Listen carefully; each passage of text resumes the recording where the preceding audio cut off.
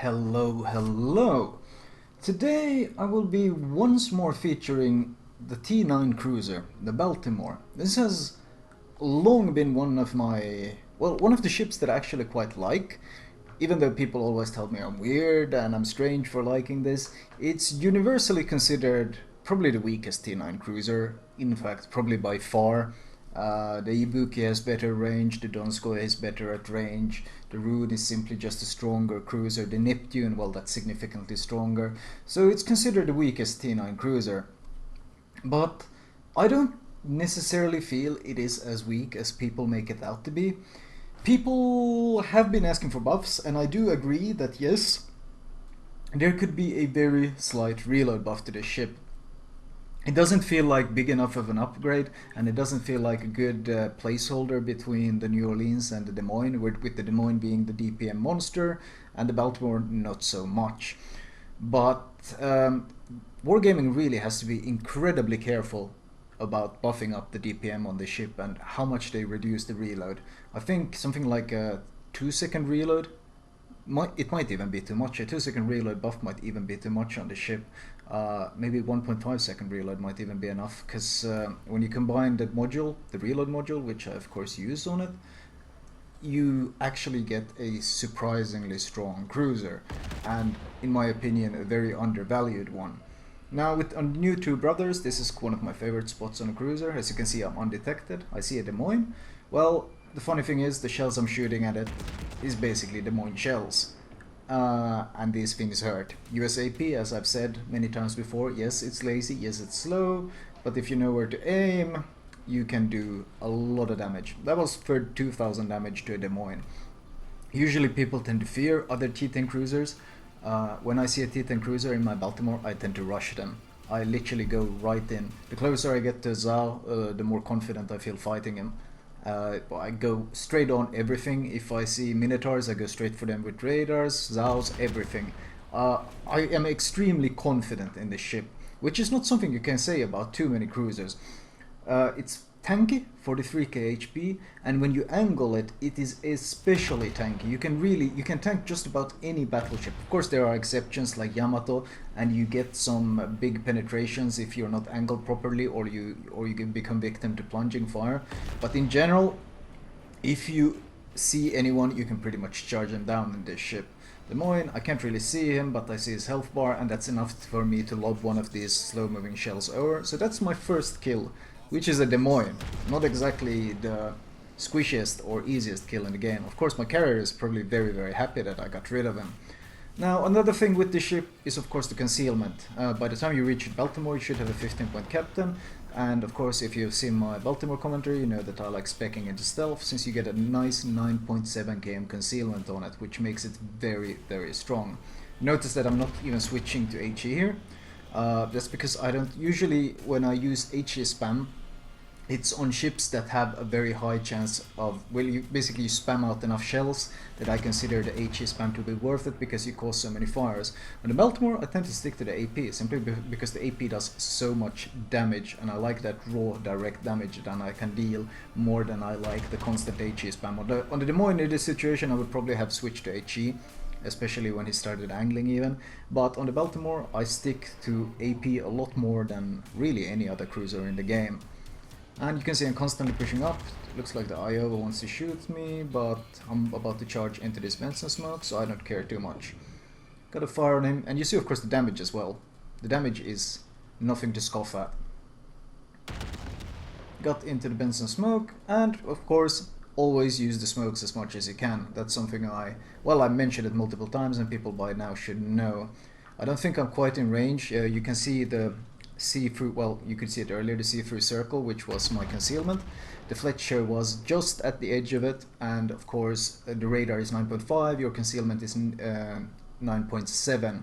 So unlikely I would reach him, and even if I did, he could just easily flee it, so it felt like a waste of a radar. The radar is of course another huge threat that you possess. That's another one of the strengths, 30 second, I think it's 30? No, it's actually 35, I think, seconds radar. And 35 seconds is a long time for any DD to get spotted. Very punishing, very, very tough. Now, the two battleships that I see here are North Carolinas, and you can see the amount of damage I'm doing to them with AP. In fact, it might not look like a lot of damage, but if you look at my top right, you see I've already amassed 90,000 damage. And it's not been, what, 5 minutes into the game. So, this is kind of what I mean, where you have to be a bit careful when it comes to just straight up buffing. A lot of people have said some really absurd numbers, like 3, 4, even 4 second reloads. And when you do that kind of damage, you can't have a reload that slow on a T9 cruiser, because that's when it goes from just being buffed to being straight up overpowered, and that's of course something they want to avoid. So I think VG should just start by even introducing a 1.5 second reload buff on the Baltimore. It would probably make it very strong, in fact surprisingly strong. I think a lot of people underestimate just how strong the Baltimore is. It's always been one of my ships that I have liked, and people always think I'm a bit weird for liking it, but I feel like people don't really respect the strength it has. Wow, Fletcher rushing me. Well, I just switched to HE in preparation for, as soon as I had killed the North Carolina, I instantly switched to HE because I was preparing for him. Seeing as he's dead, I instantly switch back to AP. And we have the North Carolina. I often talk about the tankiness of both the New Orleans and the Baltimore. And it's of course one thing to say it, and it's another thing to show it. And, well, I'm rushing down this North Carolina. I don't have too much fear. The closer I get, the more confident I am in straight up citadeling this guy. If not citadeling, well, I'm just going to do massive AP damage to him instead. Both work just fine for me. Closing distance, getting overpens, not normal pens like I would like. He's giving me a lot of broadside, which I like. There we go.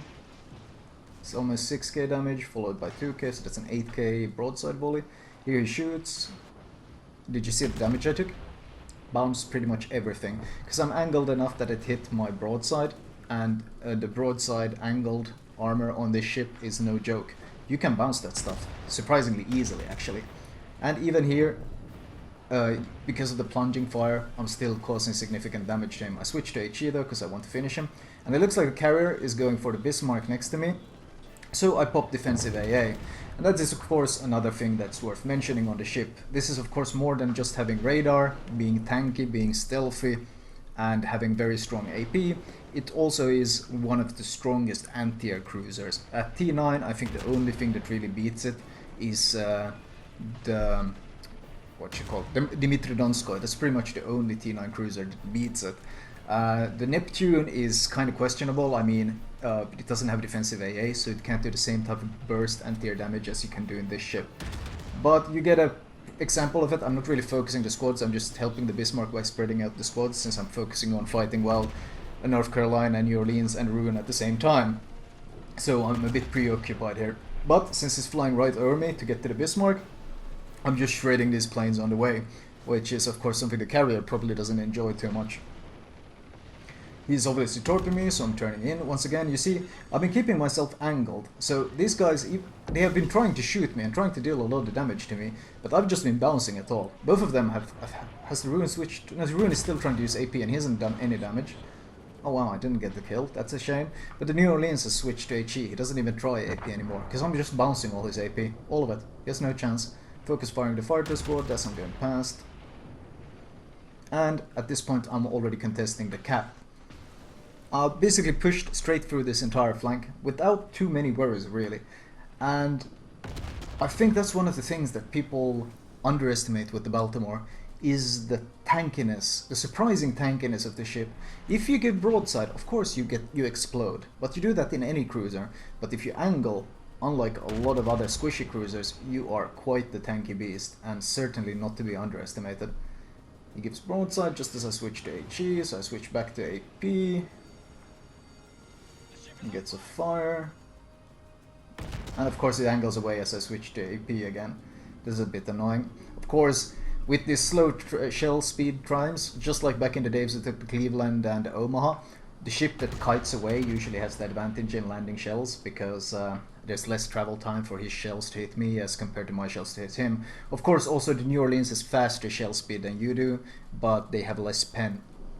So you actually have... The New Orleans has faster shell speed than both the Baltimore and the Des Moines. Oh, here he goes again. Looks like he's going for the Bismarck. Gonna try to turn around, see if I can help the Bismarck with the next strike. This New Orleans has hit the edge now, so there's not really much point chasing him around. The next volley, or the next HE volley, should finish him. Saving my repair, of course. You don't want to blow repair while you're still fighting someone.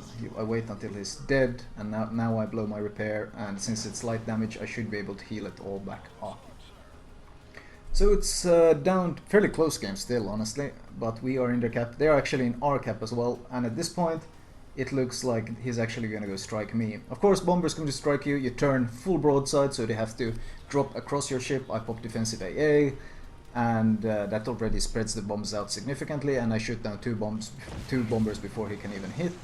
So he only had, what, 4 bombers left to attempt to hit me with, and with the widespread and my angling, very, very hard, or very small chance of him actually landing a bomb. And I also have my repair up again, which of course helps. Now you gotta consider my captain isn't spec'd for AA at all. I don't have manual AA, I don't have AFT. This is no captain. Well, I'm using the same Baltimore as I did in my original commentary. I'm spec'd for demolition expert for higher fire chance, because that's what I'll be using on the Des Moines eventually, and that's what I used on the New Orleans. So no AFT either. And even without AFT, these are of course T9 planes. It's an Essex, and you just shred them. Defensive AA run out, but I'm still killing planes constantly. He finally lands some bombs because defensive AA ran out, but that's not really a big deal because I had my heal up. Now I just repair the fires as it pulls away. I am a bit annoyed now that I didn't actually kill that rune, because looking at the score I can see I have 4 kills. Killing the rune would have gotten me a nice Kraken, and it's always nice to make when making commentaries scoring a Kraken, because it kind of gives people. It shows you when you call a ship underappreciated and when you call a ship powerful. Scoring a Kraken always tends to like add more emphasis to the claim. Let's see if I can maybe hunt down this Essex, secure my Kraken that way. I got a torpedo bomber coming my way, instantly take him as the target, and honestly I don't see how he's going to be able to drop me, because this channel actually, if you sail in the middle of the channel, it's really awkward to drop you, because anytime he tries to drop from one of the sides, you just go close to the landmass and he won't have room to drop you. So what is he gonna do? I think he's trying to look for that perfect drop or something. I mean, I wish him good luck with that. His squads are just dying. Did he drop the Bismarck maybe? I don't know, but his squads are dying anyway. Oh, I got a fire on the Essex. Will I actually be able to secure him? It would be nice getting that Kraken. Come on, I believe. Oh, I got another fire after he repaired. So he will die to my fire unless... What, the Fubuki kills him? The dream is not to be. Damn it, the Benson shot him down. Oh well. Let's see. The game ended soon after. This was actually a fairly short game. What, like 30-minute game or something? The score is of course, well, 179,000 damage. Significant amount of credits, significant amount of XP. Base XP wise, we're looking at, well, 3.2k base XP, 38 planes shut down. Oh, that lack of Kraken really annoying me now. But this is kind of my point though, that this ship has a lot of potential, and if they just out of nowhere decide to buff it like insane amounts like people are asking for this. I've seen some really ridiculous examples of how they want to buff it. I tanked 60,000 damage, by the way. It would be very, very easy to make the Baltimore ridiculously overpowered. So I kind of understand VG's hesitance when it comes to buffing this ship.